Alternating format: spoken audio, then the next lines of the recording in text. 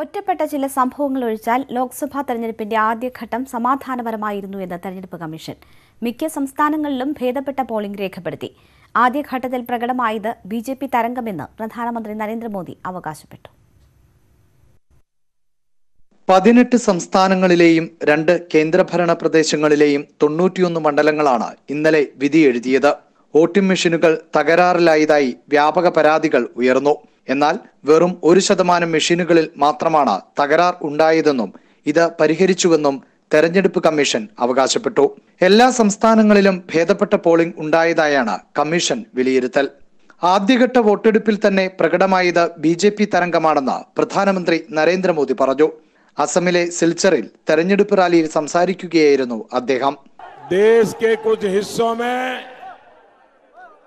प्रथम चरण का मतदान हुआ है.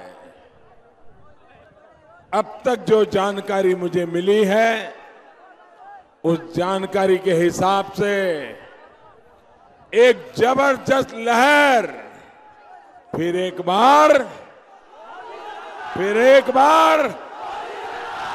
जबरदस्त लहर दिखाई दी है. തെരഞ്ഞെടുപ്പിന്റെ ഭാഗമായി ഇതുവരെ കണക്കിൽപ്പെടാത്ത 2626 കോടി രൂപ പിടിച്ചെടുത്തതായി തെരഞ്ഞെടുപ്പ് കമ്മീഷൻ അറിയിച്ചു. 198 കോടി രൂപയുടെ മദ്യവും 109 കോടി രൂപയുടെ മയക്കുമരുന്നും പിടിച്ചെടുത്തു. KP Abhilash, News 18, Delhi.